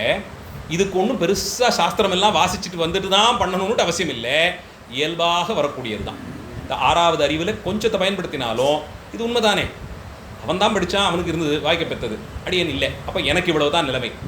அதே உத்தியோகத்திலே இருந்தால் கூட ஏதோ ஒரு விதத்தில் நம்மளோட உயர்ந்திருக்காமல் போல் இருக்கு, அது என்னவும் இருக்கட்டுமே. அவரே ஏதோ ஒரு குறுக்கு வழியில் போய் முயற்சி பண்ணதாகவே இருக்கட்டுமே, அதை நான் பண்ணலை, அவ்வளவுதான். இப்போ இது கிடையாதுங்கிறத புரிந்து கொண்டு இது இருந்துட்டு போட்டுன்னு விட்டுட்டு வெளில வரதுக்கு நமக்கு மனசு வரலை. அப்போ அதை எதையானா பண்ணி தடுக்க முடியுமா, அந்த சங்கடத்தை எதையானா பண்ணி அதை தீர்க்க முடியுமான்னு ஆணவ மலம் நமக்கு நாமே சமாதானம் சொல்லிக்கொள்ளும்படியான ஒரு ஆணவத்தையும் கொடுத்து அது இப்படி போய் முக்கும். யாரானா இதை தெரிய வந்தவங்க, நீ இந்த மாதிரிலாம் யோசிக்கவே மாட்டியே, 20-25 வருஷத்து பழக்கம், நீ இப்படிலாம் போய் அவருக்கு போய் இதை யோசிக்க மாட்டியே, இருந்தாலும் அதெல்லாம் இதுக்கு இப்போ எதுக்கு அதெல்லாம் சொல்லிக்கிட்டு தெரியிற, அவரை பற்றி எதுக்கு இப்படிலாம் நீ பிரச்சாரம் பண்ணுற, விட்டுட்டு அவருக்கு ஏதோ கிடச்சது இருந்துட்டு போட்டுமேன்னு சொன்னால் கூட அந்த இடத்தில் அதை வாங்கி கொண்டு இவர் சொல்கிறது சரியாகத்தானே இருக்குன்னு நினைக்க மாட்டோம். என்னோடவே இருந்துட்டு அவன் போவா, நான் சும்மா இருக்கணுமா அப்படின்னு ஒரு சமாதானத்தை நாம் சொல்லிக்கொள்வோமே, அந்த சமாதானமும் ஆணவ மலத்தின் வேலை. இந்த நிலைக்கு நம்மை கீழே தள்ளி கூடாதவற்றையெல்லாம் செய்ய வைத்து மேலும் மேலும் ஆணவத்தின் சம்பந்தத்தால் நாள்பட துக்கித்து போய் இழப்பு நம்ம பக்கத்தில் தான் இருக்கும். அவருக்கு ஏதோ நல்வினை பயன் திருவருள் அடுத்தடுத்த நிலைக்கு கடந்து அவர் போயிடுவார். அதே இடத்திலிருந்து அழுது முட்டி கொண்டிருந்தவர் நாமத்தான் இருப்போம். அவ்வளவுதான். ஒரு சாதாரணமான தகராறுக்கெல்லாம் நியாயாலயம் வரைக்கும் போய் வழக்காடு மன்றத்துக்கு போய் நீதிமன்றத்துக்கு போய் நேரம் காசு பணம் அத்தனை இழந்தவர்கள் அநேகம் பேர்கள் உண்டு. வரப்பு தகராறுக்காக உடன் பிறந்தவர்களோடு வரப்பு தகராறுக்காக நீதிமன்றம் வரைக்கும் போய் மொத்த வயலையும் விட்டு சென்றவர்கள்லாம் உண்டு. ஒரு 10 நிமிஷம் உட்காந்து யோசிச்சு பார்த்தா அந்த 2 அடி 1 அடி 1.25 அடி ஒழியட்டும்னு விட்டுட்டு போயிருந்தா மீதி இருந்ததானா மிஞ்சி இருக்கும்னு தோணும். ஆனால் ஆணவ மலம் அப்படி ஒரு காலத்திலும் சிந்திக்க விடாது. இதைத்தான் நம் ஆச்சாரியர்கள் கண்டுபிடித்தார்கள். ஓஹோ, இதுதான் காரணமா? உருவமில்லாமல் இதுதான் உள்ளே இருந்து கொண்டு இத்தனை சிரமத்தையும் செய்து கொண்டிருக்கிறதா? அப்போ இதைத்தான் நாம் கண்டித்து காட்டி கொடுக்கும். காண்பித்து கொடுத்தார்கள். இந்த மலத்தன்மை ஆணவம் என்பதுதான் ராஜமலம், அதுதான் அனாதி மலம், அதுதான் அறியாமையை பிறப்பிக்கிறது. அந்த அறியாமை சிந்திக்கும் திறனை துண்டித்து விடுகிறது. அந்த அறியாமை அறிவுக்கு கிட்டேயே நாம் போக முடியாதபடிக்கு பார்த்து கொள்ளுகிறது. அது எல்லோரிடத்திலிருந்தும் நம்மை துண்டித்து ஆணவத்தோடு நம்மை அப்படியே இறுக்கி பிடித்து கூடாத செயலை செய்யும் அளவிற்கு தூண்டிவிடும். அதுவரையில் நாம் பட்ட படிப்பு பெற்ற அனுபவம் எதுவும் நமக்கு உதவாதபடிக்கும் செஞ்சுடும். அவ்வளவு வீரியமானது ஆணவம். அதனால்தான் அதை வெறுத்து ஆச்சாரியர்கள் அதற்கு எதெல்லாம் காரணமாக இருக்குமோ அதிலிருந்தெல்லாம் விலகினார். அது ரொம்ப கடினம் அதை செய்வது. நான் அப்படித்தான் பண்ணி ஆகணும். அதுக்கு திருவருளை நாடி இருக்கணும், ஆச்சாரியர்களுடைய அருளை நாடி இருக்கணும், அடியார்களோடு சம்பந்தப்பட்டு இருக்கணும். இதில் திருவருளை நாடி இருந்துடலாம், ஆச்சாரியர்களோடும் இருந்துடலாம். அடியார்களோடு இருக்கும்போது தான் இது இன்னும் அதிகமாக செயல்படுதோன்னு நினைக்கும்படியாக ஆய்கொண்டு வருகிறது. அங்கே தான் சங்கடம் இன்னும் அதிகமாகவே ஆகிறது. கோயில்களுக்கெல்லாம் போங்கன்னு சொன்னது போக இப்போ அங்கே போய் தான் இதை இன்னும் அதிகப்படியாக வளர்த்து கொண்டு இருக்கிறோம். ஏனோ இந்த இடத்துல நான் தான் நிற்பேன்னு ஒரு சண்டை வரும் பாருங்கள். சுவாமி தரிசனத்தப்போ ஒரு க்ஷண பொழுது அவங்க கொஞ்சம் கையை அப்படி தூக்கி கும்பிட்டாங்கன்னா பின்னாடியிலேருந்து வந்து ஓங்கி ஒரு தட்டி அதை கீழே தள்ளுவோம் பாருங்க. அந்த மலத்தன்மை அதிகமாக வளருவது இங்கேயோன்னு நினைக்கும்படியாகவே பயங்கொள்ளும்படியாக ஆகிவிட்டது திருக்கோயில்கள் திருமடங்கள்லாம். என்னதான் பண்ணுறது? திருவள்ளுவர் தான் காத்து தரணும், வேறு வழி கிடையாது. இப்போ இதுக்கு வேண்டாமே, இதுலேருந்து விலகி இருப்போமேங்கிற எண்ணம் வந்தாலும் வரும் அளவிற்கு வந்து விட்டது. அது அப்படித்தான். அது இங்கே வரைக்கும் வந்துடும், வாசல் வரைக்கும் வருமானா வந்திருக்கு. மார்க்கண்டேயன் புராணத்திலே தெளிவாக சொல்லிவிடுகிறார்கள் ஆச்சாரியர்கள். யமன் வீசிய பாச கயிறிலே 3 கயிறு இருந்துதான். 3 கயிறு மும்மலத்தை குறிப்பது, 3 மலங்களை குறிப்பது. அதிலே சுவாமி சன்னதி கர்ப்பகிரகத்துக்குள்ளே அவன் பாசக்கயிறை வீசினான். கர்ப்பகிரக வாசல் கிட்ட மாயாமலமும் வினையும் போக முடியாது. அது அருந்துபட்டு அங்கே விழுந்துட்டுது, அது எரிஞ்சே போயிட்டான். கர்ப்பகிரக வாயிலை தாண்ட முடியலை. ஆணவ மலம் அங்கே வரைக்கும் போய் அவனை தீண்டியது. அது வரைக்கும் போகும் ஆணவ மலம். அதனால்தான் அதை பார்த்து பயந்தார்கள். அதனால்தான் பேச்சினாலே ஆணவ மலம் வளர்வதற்கு அதிகம் காரணம் இருப்பதாலே மௌனம் மௌனம் மௌனம் மௌனம்னு இருந்தார். பல நேரத்திலேயும் இன்னைக்கு மேலாண்மை கல்வி இதெல்லாம் படிச்சுட்டு உங்களை நீங்களே எப்படி மதிப்பீடை உயர்த்தி கொள்ளலாம்னு பார்த்தா பேசும்போது ரொம்ப ஜாக்கிரதையாக இருக்கணும்னு சொல்கிறாங்க. வார்த்தைகள் ஒவ்வொன்றையும் யோசித்து பார்த்து இந்த வார்த்தை இந்த இடத்துல தேவையா, இது உண்மைதானே, இதனால் ஒன்றும் பாதிப்பு இல்லையே, எதிர்க்கிறவங்க சங்கடப்பட மாட்டாங்களே, இவ்வளவு யோசித்து ஒவ்வொரு வார்த்தையாக கோர்த்து பேசணுங்கிறாங்க. அதனால்தான் மௌனத்தை, அதுவும் சொல்லில் மௌனத்தை அதிகமாக கடைபிடித்தார். அதிகபட்சம் ஆணவ மலம் அதன் வழியாகத்தான் வெளிப்படும். அதனால தான் சும்மா இருன்னு உபதேசம் பண்ணினார் முருகப்பெருமான் அருணகிரி பெருமானுக்கே. அத்தனை பெரிய ஞான வள்ளலுக்கே சும்மா இருன்னு சும்மா இருன்னார். பேச்சே வேண்டாம், அப்படியே இரு அப்படின்னு உபதேசம் பண்ணார். அதுக்கப்புறம் அவர் பேசினதெல்லாம் காலம் கடந்த உபதேசமாக இன்று வரையில் நின்று நிலைக்கிறது. அதனால தான் மௌனத்தை அவ்வளோ வசதியாக சொன்னார். பல இடங்கள்லேயும் அந்த இடத்துல பேசாமல் வந்திருந்தோம்னா இந்த சிரமமெல்லாம் இல்லையேன்னு 15 வருஷம் கழிச்சு யோசிச்சு பார்ப்போம். இப்போ காலம் கடந்திருக்கும், அதை திரும்பி போய் திருத்த முடியாது. அப்போ இந்த ஆணவ மலங்கள் எல்லாமே அனாதித்தன்மை உடையது. அதை சம்பந்தப்பட்டுட்டா அங்கே இன்பத்திற்கு இடமே கிடையாது. அதனால்தான் மலத்தை சொல்லும்போது அனாதி இருந்த மலம் என்றார். அதை ஆனந்த சுகரூபம்னு சொல்லலை, அது சுகரூபம்னு சொல்லலை, அனாதி இருந்த மலம் என்றார். அதுக்கு அனாதித்தன்மை உண்டு, ஆனால் ஆனந்தத்தன்மை கிடையாது. அது சித்து பொருள் கிடையாது, சிந்தனை அதற்கு கிடையாது. அதனாலே அதற்கு இன்பம் எல்லாம் கிடையாது. அது அச்சித்து பொருள், அதற்கு இன்பம் எல்லாம் அச்சித்தா இருக்கும் போதே இத்தனை வேலையை பார்க்குது. அதுக்கு இன்னும் சிந்தனையெல்லாம் வேற வாய்க்க பெற்று விட்டால் எப்படியெல்லாம் செயல்படும். அப்போது இறைவனுடைய சம்பந்தத்தால் மட்டும்தான் ஆணவாதி மலங்களை வெல்ல முடியும். அதை பிடித்து கொண்டு எப்போதும் ஆனந்தமாக இருக்கும்போது மட்டுமே ஆணவாதி மலங்களை வெல்ல முடியும். இப்போ 3 விஷயங்களையும் அனாதின்னு சொல்லி அதில் 2ஐ சுகரூபின்னு சொல்லி 1ஐ எப்போதும் இருந்த தன்மையோடு முடிச்சுக்கிட்டார். அனாதி இருந்த மலம் போக்கி ஒரு ரகசியத்தை உபதேசம் பண்ணுறார். நீங்கள் மட்டும் சிவபோகம்ங்கிற நிலைக்கெல்லாம் போகிறீங்களே, இது எப்படி வாய்க்க பெற்றது? இதே உலகத்தில் நாங்களும் இருக்கோம், ஆனால் இங்கே எங்களெல்லாம் நாங்கள் கூடவே இருக்கும்போதே உங்களுக்கு மட்டும் சிவபோகம் எல்லாம் வாய்க்க பெறுதே எப்படின்னு கேட்டால் அதற்கான ரகசியத்தை சொல்கிறார். ஆனந்த சுகரூபி அரணடிக்கீழ் என்றும் அனாதி சுகரூபி ஆன்மா. எப்போதும் இன்பமே வடிவமாக நீடித்து நிலைத்த பொருளாய் விளங்கும் பரமனுடைய திருவடிகளை சரணாகப் பற்றி அதன் அடியிலேயே அழுந்தி இருக்கும்போது ஆன்மாவும் அனாதி சுகரூபியாய் இருந்துவிடும். இதுதான் ரகசியம், வேறு ஒன்றும் இல்லை. சொல்லும்போது ரொம்பவே சுலபந்தான் இதுன்னு தெரிஞ்சிடும். நாளையிலேருந்து பெருமானுடைய திருவடியை தவிர வேறு எதையும் பற்ற போகிறது இல்லைன்னு தெரிஞ்சிடும். கிளம்பி வெளியில் போன உடனே ஆனோமலம் வேலை செய்ய ஆரம்பிக்கும், அங்கேருந்து வேலை செய்ய ஆரம்பிக்கும். அதுதான் இதனுடைய தன்மை. அதோட எதிர்த்து போரிட்டேன்னு புறப்பட்டாலும் தப்பு, நம்மளால் ஒரு காலத்துலையும் முடியாது. சுட்டு கொண்டு திரும்பி வருவோம். திருவருளை நாடி இருக்கணும். இப்போ எப்படி இதை தொலைக்கிறதுனா திருவருளை நாடி இருக்கணும்.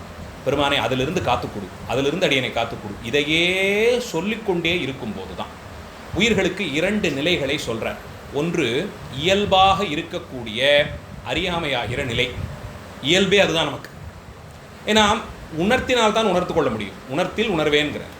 சொல்லிக் கொடுத்தா தானே நமக்கு தெரியும். குழந்தையாக இருந்த காலத்திலிருந்தே சொல்லிக் கொடுத்தா தான் நமக்கு தெரியும்.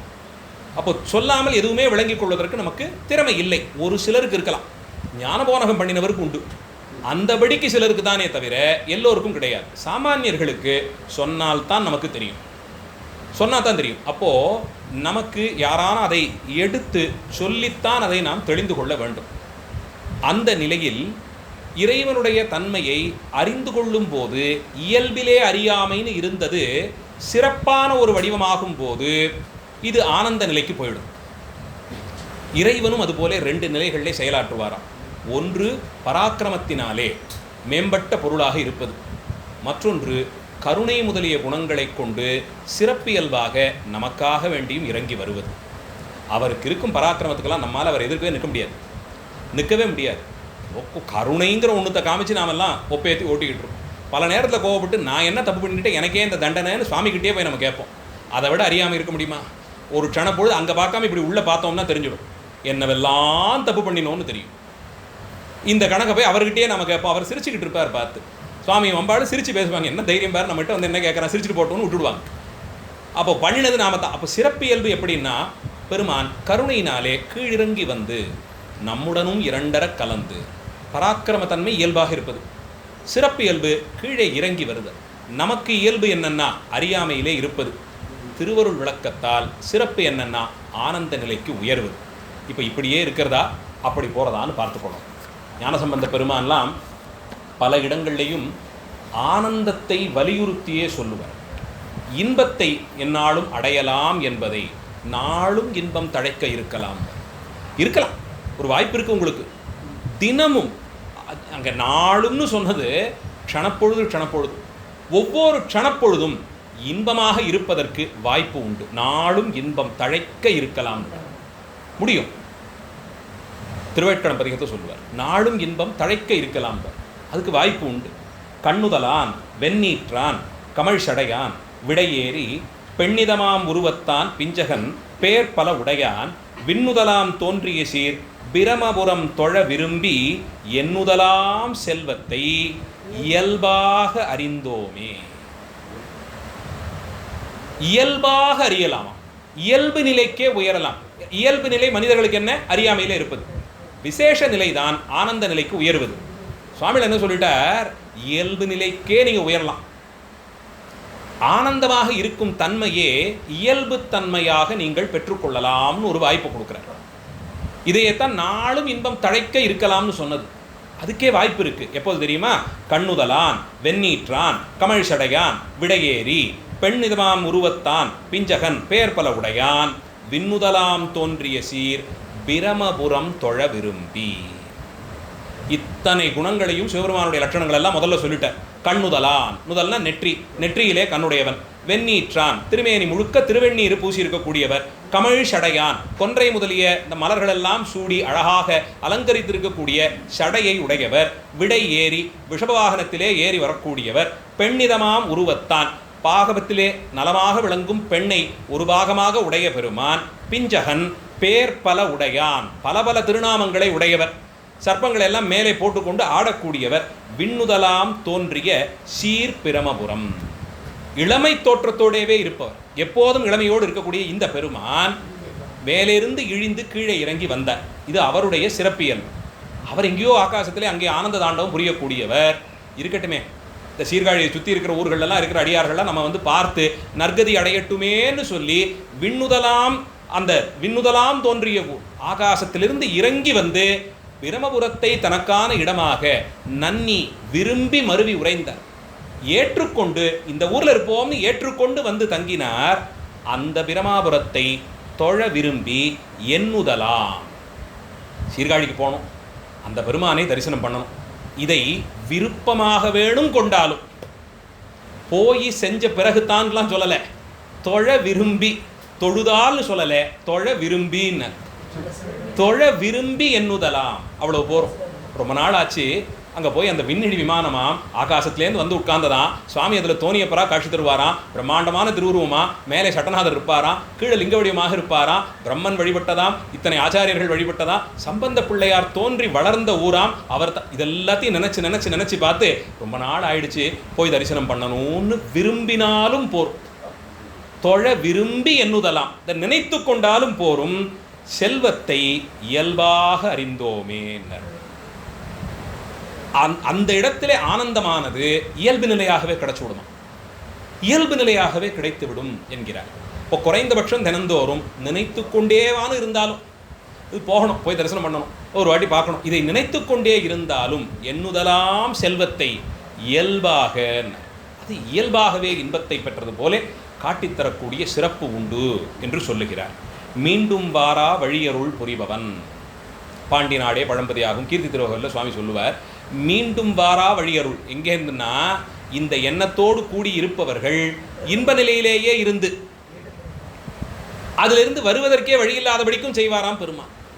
அவரையே நினைத்து நினைத்து நினைத்து ஏங்கி இருக்கும் பட்சத்தில் இன்ப நிலையிலேயே இருக்கும்படியாக செய்யும் சிறப்பு. அப்போ முடியாத இன்ப நிலை என்பது பெருமானுடைய கருணை முதலிய குணங்களையும் அதை பெருமான் வெளிப்படுத்தி அருளிய தில்லை முதலிய திருத்தலங்களையும் இதையெல்லாம் நினைத்து கொண்டே இருந்தவர்களுக்கு அன்றி முடிவடையா இன்பம் கிடையாது. அதனால்தான் ஆலயம் தானும் அரணெனத் தொழுமேன்னு சொல்லி 12வது சூத்திரத்தில் சுவாமி சொல்கிறார். கடைசி சூத்திரத்தில் அங்கே கொண்டு போய் வைக்கிறார். எப்போ தான் இந்த இன்பம்னா, திருக்கோயில்களிலேயும் அந்த திருக்கோயில்களாகவே திகழும் அடியார்களையும் வணங்குதல் என்ற நிலைக்கு 12வது சூத்திரத்தில் கடைசியில் கொண்டு போய் வைக்கிறார் சிவஞான போதத்தில். சிவாலய வழிபாட்டை இத்தனை முக்கியமாக கருதியது இதுக்குத்தான். ஆலயங்கள் தோறும் சென்று அரண்வடிவை பார்த்து பூசித்து வணங்கி வழிபட்டு தோத்திரம் செய்து நம்ம ஆச்சாரியர்கள் பாடிய பதிகங்களை அங்கே மெய்யுருக ஓதி வணங்கி அதையெல்லாம் சிந்தித்து பார்த்து கிடைப்பது போல இன்பம் மற்றொன்றிலே கிடைப்பதில்லைங்கிற, மற்றொன்றிலே கிடைப்பதில்லைங்கிற. அங்கே போனாலும் சிரமமாக தாங்க இருக்குது, போகிற 10 பேருக்கு நடுவில் சண்டை வருதுன்னா தனியாக போங்க. இங்கே என்ன கஷ்டங்கிறத பார்த்துட்டு அதுக்கு என்ன விடையோ அதைத்தான் பார்க்கணுமே தவிர அது சங்கடமாக இருக்குது கஷ்டமாக இருக்குன்னு சொல்லிக்கிட்டே இருக்க முடியாது. அதுக்கு என்னவோ அந்த விடை அதுதான்.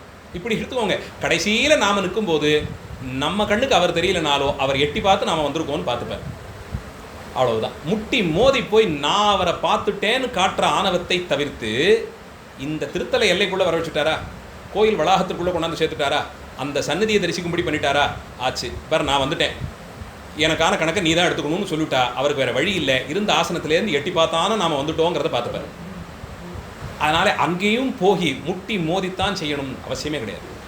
அந்த தலத்துக்கு வரவழைத்தாரே அதுவே பெரிய கருணை, திருக்கோயிலுக்குள்ளே வரவழைத்தாரே அதுவே பெரிய கருணை, சன்னதி வாசல் வரைக்கும் கொண்டாந்தாரே அதுவே பெரிய கருணை, திருமேனியை காட்டி கொடுத்தாரா இன்னும் நல்லது தான், இல்லையா இல்லை அவ்வளோதான். அந்த நிலையிலும் ஆனந்தம் தான். வரவழைச்சுட்டு எனக்கு இப்படிலாம் சங்கடம், அதுக்கு அங்கே இடமே கிடையாது. அடியார் மனதில் அப்படி பதியவே முடியாது, ஒரு காலத்துலையும் பதிய முடியாது, ஒரு காலத்துலையும் பதிய முடியாது. அப்போ என்ன ஆகிடும், அங்கே போயும் துன்பம் தானே பட்டேங்கிற மாதிரி ஆகிடும். அடியார்களுக்கு இலக்கணம் எப்போதும் இன்பமாக இருத்தல், ஆனந்தமாக இருப்பது. கோயிலுக்கே வந்துட்டோமே, ஊருக்கு வந்துட்டோமே, எத்தனை பேருக்கு ஊருக்கு வர முடிஞ்சது, எத்தனையோ பேரால் முடியலையே. மொத்த உலக ஜனத்தொகையில் ஒரு 1 லட்சம் பேர் தான் அந்த கும்பாபிஷேகத்துக்கு வந்தாங்க. அதில் ஒருத்தனாக பெருமான் என்னை நினைத்தாரே, அது பெரிய பேர் இல்லையா? இந்த தூரத்துலேருந்து பார்க்கும்படியாக செஞ்சாரே, வந்த 1,70,000 பேர் தானே உள்ள விட்டான், அதிலே கொண்டு போய் விட்டான். இந்த அளவிலே பக்குவப்பட்டவர்கள் பார்ப்பார்கள். இதையே தான் வாழ்க்கைக்கும் வரையறையாக வைத்திருந்தார். அதை விட நாம் எத்தனையோ அவசரமாக இருக்கோமே, பரவாயில்ல, அவங்க படுற கஷ்டத்தை சுவாமி நமக்கு தரலையே, அந்த படிக்க வைக்கலையே, அதுக்கு இப்படித்தான் சொல்லி சொல்லி இன்பத்தையே நாடி இருந்தார். துன்பப்படுறதுக்கு நிச்சயமாக நமக்கு உரிமை இருக்குது, அதே நேரத்தில் இன்பப்படுறதுக்கும் வாய்ப்பு இருக்குது. எதை எடுத்துக்கணுங்கிறத பெருமான் கொடுத்த ஞானத்தை கொண்டு நாம் பார்க்க வேண்டியது. விதி இருக்கிற பட்சத்தில் எத்தனை கட்டத்துலையும் நான் சந்தோஷமாக தான் இருப்பேன்னு அடம் பிடிச்சோம்னா நிச்சயமாக சந்தோஷமாகவே இருக்கலாம். இல்லை இத்தனையும் இருந்தும் நான் வருத்தம் தான் படுவேன்னா நம்ம ஒன்றும் பண்ண முடியாது. வினைப்பயன் அது அப்படித்தான் வேலை செய்யும். அந்த இடத்துல ஆணவம் நம்முடைய வினையை தூண்டிவிட்டு வேற அவன் சந்தோஷமாகவே இருக்கக்கூடாது பார்த்துக்கோன்னு சொல்லி வச்சுட்டு அந்த இடத்துல அவ்வளோதான் இருக்க முடியும். அப்போது இயல்பு நிலை சிறப்பு நிலைன்னு இரண்டை சொல்லி, உயிர்களுக்கு இயல்பு நிலை என்பது அறியாமையோடு சம்பந்தப்பட்டு துக்கத்திலே இருப்பது. நீங்கள் அந்த இயல்பு நிலையிலேயே இருக்கணும்னா நல்லபடியாக இருக்கலாம், குறையே இல்லை, யாரும் வற்புறுத்த போகிறதில்லை. எனக்கு இது வேண்டாம், நான் சிறப்பு நிலைக்கு உயரணும்னு சொன்னால் சிவசம்பந்தத்தால் அரணடி கீழ் என்றும் அனாதி சுகரூபியாக உயரும் பட்சத்தில் உயிர்கள் ஆனந்த நிலையை இறைவனுக்கு வாய்க்கப்பெற்ற அதே ஆனந்த நிலையில் தானும் இருக்கும். அதைத்தான் சொல்லிட்டார், அனாதி இருந்த மலம் போக்கி.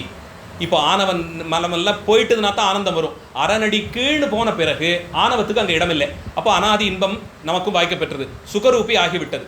இது நடந்ததுனாலே தனியாக சொல்ல வேண்டியதில்லை, இருந்தாலும் தெளிவாக சொல்லிட்டார், அனாதி இருந்த மலம் போக்கின்னுட்டார். இன்ப நிலையை அடைந்து விட்டால் அதற்கு மேலே அங்கே அறியாமை முதலியவற்றை ஏற்படுத்தும் மலத்திற்கு இடமில்லை, அது நீங்கிவிட்டது. திருவருள் விளக்கத்தால் பலகாலமாக பற்றி இருந்த அந்த அனாதி ஆணவ மலமானது போக்கி அதை நீக்கி இறை அருளினாலே. இது இத்தனை எப்படி பண்ணின திருவருளாலே. நாளையிலேருந்து ஒரு சங்கல்பம், நாளைக்கு காலையில் 8 மணிக்கு மேலே நான் ஆணவப்பட போகிறதில்ல அப்படின்னு சங்கல்பம் எடுத்துகிட்டு உட்கார்ந்தா அந்த சங்கல்பமே ஆணவம் தான். நான் அதை செய்து விடுவேங்கிற ஆணவம் தான் அங்கே, அதுதான் செயலாற்றி இருக்கு. திருவருளை நாடி இருக்கலாம், பிரார்த்தனை பண்ணலாம், அதுக்கு தடையே கிடையாது. எத்தனையும் பண்ணலாம், போற்றி போற்றி செய்ய போற்றின்னு எவ்வளவும் பிரார்த்தனை பண்ணிக்கலாம், குறையே கிடையாது. நித்தமும் பிரார்த்தனை, என்னென்ன வேணுமோ அது லௌகீக விஷயமாகட்டும், இந்த உலகத்திலே வாழும் காலத்தில் தேவையானவற்றை எல்லாம் சேர்ப்பதாகட்டும், அடியனுக்குன்னு வாய்த்த சில கடமைகள் இருக்கு, அதற்கும் நீதான் அருள் தரணும்னு ஆகட்டும், குறையே இல்லை, நிச்சயம் பண்ணலாம், அது அத்தனைக்கு அதிகாரம் உண்டு. ஆனால் நான் செய்ய முனைகிறேங்கிற நிலையிலே இல்லாமல் பெருமானை உன்னிடத்தை வைத்திருக்கிறேன், நீதான் அருள் தரணும், உன் அருளையே நாடி இருந்து. இன்னும் ஆச்சாரியர்கள் எப்போதும் உன் அருளை நாடி இருக்கும் நிலையிலேயே வைங்கிறாங்க, அதுக்கும் உன்னையே நாடி இருக்கும்படியாகவே, அடுத்தடுத்த நிலைக்கு உன்னையே நாடி இருக்கும்படியாகவே. இந்த உரிமையோட தான் சுந்தரமூர்த்தி சுவாமிகள் பசித்தால் பெருமான்கிட்ட தான் கேட்பார். நீ இருக்கும்போது நான் யார்கிட்ட போய் கேட்க முடியும்? உங்ககிட்ட இல்லைன்னா வீடு வீடாக போய் கேட்டானா வாங்கிட்டு வா. திருக்கச்சூர் ஆலக்கோயிலில் மத்தியான வேளையில் போனார், மடப்பள்ளியில் பிரசாத விநியோகமெல்லாம் ஆகி முடிச்சாச்சு, கோயில் சாத்தியாச்சு, வந்தவர் சுந்தரர். சுவாமியால் சும்மா இருக்க முடியாது, இல்லைன்னா பாடமாட்டேன்னு புரட்டு விடுவார். சுந்தரர் தமிழ் கேட்கலன்னா சுவாமியால் இருக்க முடியாது. பார்த்தார், சுந்தரனுக்காக இதை செய்ய முடியாதா? யார் யாரோ ரிஷிக்காகலாம் பிச்சை எடுத்தோமே, இவருக்காக செய்ய முடியாதான்னு பிச்சை பாத்திரத்தை ஏந்தி கொண்டு வேதியர் வேடத்தில் ஒவ்வொரு வீட்டுக்காக போய் மத்தியான வேளையில் கதவு தட்டி வாசல்ல நின்று கை நீட்டி பலியேற்றானாம் பெருமான். எப்போன்னா அந்த திடச்சித்தம் சுந்தரருக்கு இருந்தது. உன்னை நம்பி வந்துவிட்டேன், நான் யாரை போய் கேட்க முடியும்? நான் யாரையும் போய் கேட்கலாம் மாட்டேன். வாஸ்தவத்தில் ராஜா வீட்டு கண்ணுக்குட்டி, ராஜா வீட்டில் தான் வளர்ந்தார் அவர், தியாகராஜா வீட்டில் தானே வளர்ந்தார்.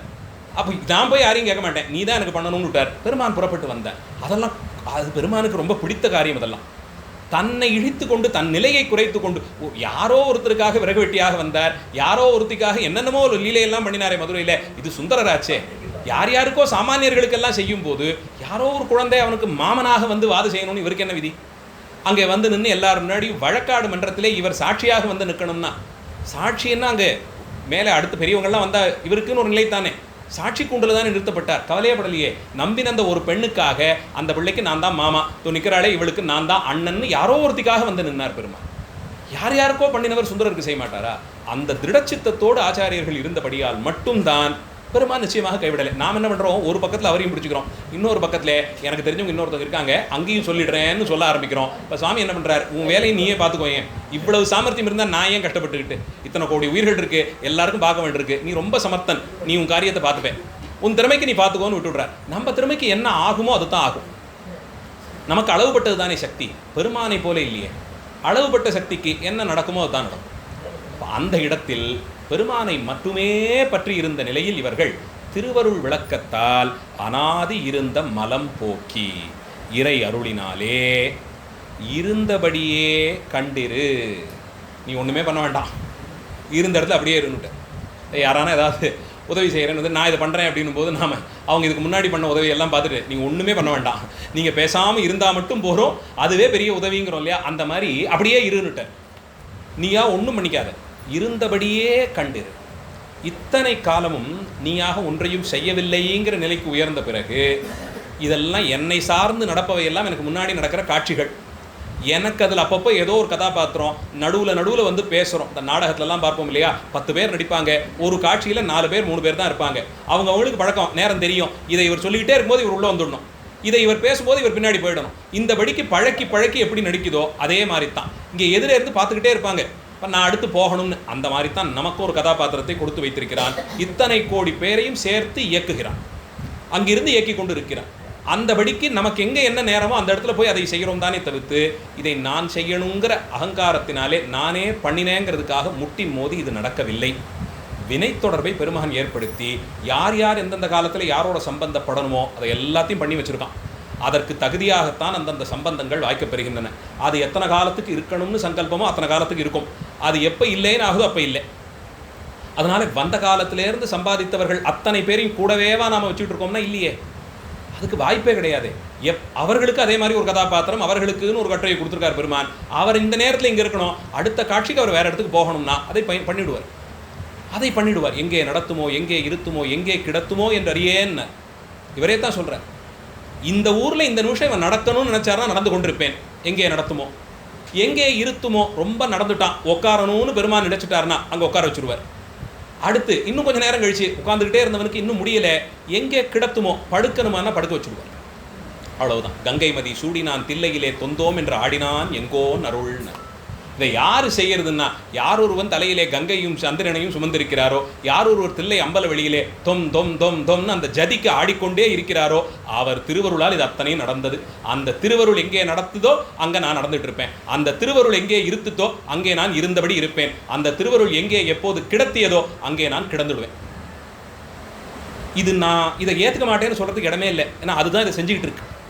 நானாக முயற்சி பண்ணிட்டேன்னு நினைக்கும் போது தான் ஆணவம் முதல்ல துளிர்விட தொடங்குகிறது. அப்போ எதுவுமே நான் பண்ண வேண்டாமான்னா வேண்டி இருக்கலாம். நாளையிலேருந்து நீங்கள் சொன்னதுக்காக நான் எதையும் பண்ண போகிறதில்லை, கிடந்தபடி கிடந்து கொண்டே இருப்பேன். இன்றைக்கி ராத்திரி போய் படுத்தேன்னா அவ்வளோதான், காலையில் நான் எழுந்திருக்க போகிறதில்லைன்னு செய்து பாருங்கள். கடமை உங்களை இப்படி சும்மா விடாது, அதுவும் திருவருள் தான் செய்கிறது. இவன் ஏதோ சொல்லிட்டான், இப்போ நான் அப்படியே படுத்துக்கிட்டு இருந்தால் நடந்துருமான்னு அங்கேருந்து யாரானா வந்து விடுற சத்தத்துக்கு நாமே எழுந்து உட்காந்துருவோம். திருவருள் அதுதான், அப்படித்தான் திருவருள். அங்கேயும் நீங்களா எழுந்து உட்காரலேங்கிறத புரிந்து கொள்ளணும். அங்கே ஆட்டி வைத்தால் ஆறு ஒருவர் ஆடாதாரே, அவ்வளவுதான். காட்டாத போது அவன் காட்ட மாட்டேன்னு முடிவு பண்ணிட்டா, காட்டாரார் கண்ணுதலான் காட்டாக்கால். அது அந்த நிலையில தான் இது எப்போதுமே கணக்கு கொள்ளப்படுகிறதே தவிர கட்டிலிருந்து எழுந்து காலை ஊன்றுவது கூட நம் கையில் இல்லை, நிச்சயமா இல்லை. இதை இப்போ வரைக்கும் எப்பயும் ஒத்துக்கிட்டே இல்லை அதெல்லாம் கிடையாது, நானே பண்ணிடுறேன்னு சொல்லலாம். ஒரு நாள் வரும், எப்போதும் எழுந்துருவார், இன்றைக்கி இன்னும் எழுந்திருக்கலேன்னு யாராவது வந்து தட்டும் போது தான் இனி இவர் எழுந்திருக்க மாட்டார் நிலை வரும். அப்போ யார் அந்த இடத்துல நிறுத்தினா? தினம் நானே தான் எழுந்தேன்னா இன்னைக்கு அதையும் நான் தான் செஞ்சேனா? இன்னிலேருந்து இனிமேல் இல்லை, அவ்வளோதான், இவருக்கு முழிப்பு இல்லைங்கிறத நான் தான் செஞ்சேனா? இல்லையே. அப்போ இதை யார் செய்தாரோ அவரே தான் இத்தனை மணிக்கு தினம் இவர் எழுந்திருக்கணுங்கிறதையும் செஞ்சார். அதிலிருந்து உறங்கும் தனையும் அவர் பண்ணின சங்கல்பம் தான். எத்தனையும் எப்படி பார்த்தும் உயிர்களுக்கு சுதந்திரம் பொட்டளவிலும் இல்லை. அவர் என்னைக்கு எப்படி எதை முடிவு செய்தாரோ அதன்படித்தான் நடக்கிறது. அதனால் அனாதி சுகரூபியான பெருமான் அரண் அடிக்கீழ் இருந்தபடி நீயும் அனாதி சுகரூபி ஆகலாம், அனாதி மலத்திலிருந்து திருவருள் விளக்கத்தால் மீளலாம். இதையே பார்த்து கொண்டு இங்கேயே இப்படியே இருன்னு சொல்லித்தான் கமலை ஞானப்பிரகாசர் அடியனுக்கு செய்த உபதேசம்னு 34வது பாடலிலே சொல்லுகிறார். அனாதி சுகரூபி அரணடி கீழ் என்றும் அனாதி சுகரூபி ஆன்மா அனாதி இருந்த மலம் போக்கி இறை அருளினாலே இருந்தபடியே கண்டிருன்னு சொல்லி 34வது பாடலை நிறைவு செய்கிறார். 35வது பாடல், இற்றை வரை கரணத்தோடு இணங்கினையே இற்றை வரை சென்மம் எடுத்தனையே இற்றை வரை துன்ப வெள்ளத்துள்ளே துளைத்தனையே ஈதர நல் இன்ப வெள்ளத்துள்ளே இரு. பெரிய உபதேசம், ரொம்ப ஆழமான பெரிய உபதேசத்தை செய்திருக்கிறார். 35வது பாடல் இதற்கான பொருள் விளக்கத்தை திருவருளும் குருவருளும் துணை நிற்க நாளைய தினம் 7 மணிக்கு இதே தேவாசிரியர் திருக்காவணத்தில் பார்ப்பதற்கு திருவருளும் குருவருளும் கூட்டுவிக்கும். வாய்ப்பிருக்கும் அன்பர்கள் கலந்து கொண்டு சிறப்பிக்கும்படியாய் கூறி நிறைவு செய்கிறேன். மூர்த்தி எல்லாம் வாழி எங்கள் மோனகுரு வாழி, அருள் வார்த்தை என்றும் வாழி, அன்பர் வாழி பராபரமே. எல்லாம் ஸ்ரீ தியாகராஜ கிருபை. ஸ்ரீ தியாகராஜ மகாராஜோ விஜயத்தே. ஆரூரா தியாகேச. நன்றி, வணக்கம்.